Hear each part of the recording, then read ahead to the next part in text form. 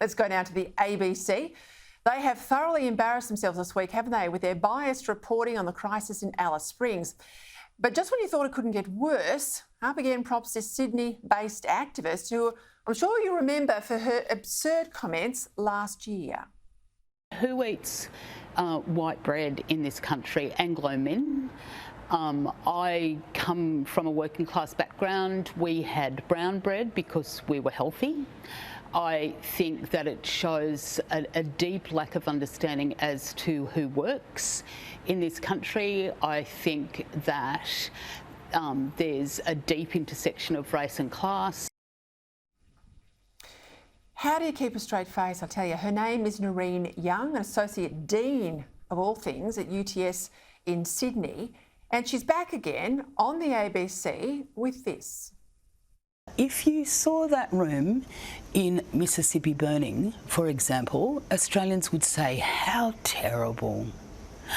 Oh, that's terrible, that happens there. The vitriol and racism and lack of regard and respect for those people on their land while those people were living off the bounty of it was appalling. Joining me now, Shadow Minister for Communications, Senator Sarah Henderson. Sarah, my audience is across this, but I was in Alice last weekend.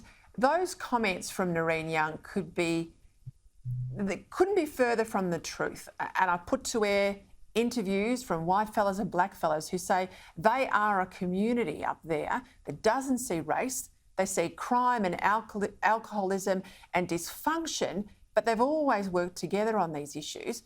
So what on earth is the ABC doing? Because this feels like a very deliberate agenda.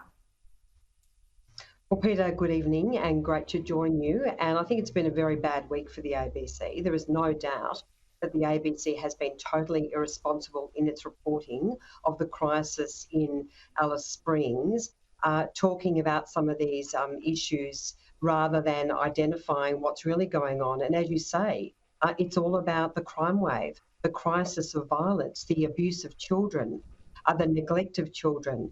And I think the ABC has been shockingly biased and irresponsible and also breached its statutory responsibility to report news impartially and accurately. Now, that falls to the board, to the chair, Ita Buttrose, but really for the managing director, the editor-in-chief, he is the editor-chief in name only. He has lost complete control of how the ABC is fulfilling its responsibilities.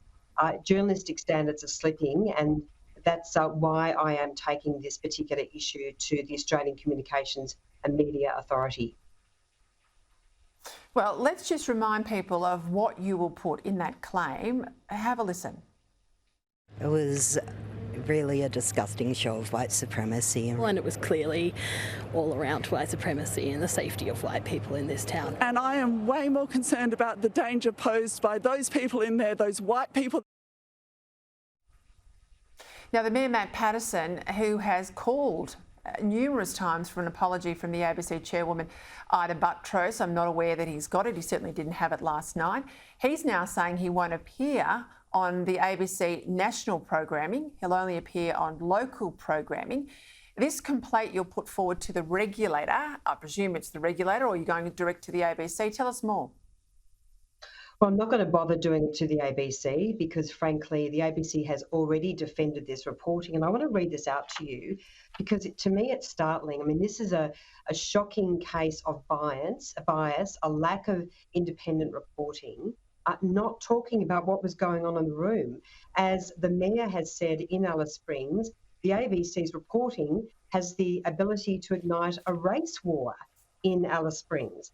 But the ABC's defence is many strong and conflicting views and opinions are expressed within the community, including some confronting views. And the news coverage reflects that and doesn't shy away from it. So as far as I am concerned, Peter, the ABC has completely and utterly lost the plot. It is pointless dealing with David Anderson, the editor-in-chief. They clearly do not understand what it takes to be an impartial journalist. Not only should there be an apology and a retraction, as the Mayor has called for, there needs to be training of journalists, there needs to be a review and an investigation into what happened, how this story made it to air. but also I'm taking this to ACMA because they have the teeth to investigate the potential breach of the ABC's code of practice.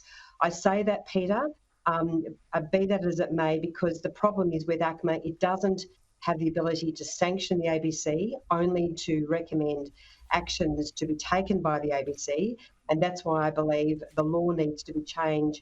ACMA needs greater powers so it can impose greater sanctions on the ABC, such as imposing enforceable undertakings. But as I say, this has been a shocking week for the ABC, and I am more concerned about senior management's response than the initial report and the mistakes made by the journalist. Appalling culture, appalling conduct, and I really hope ACMA throws the book at the ABC.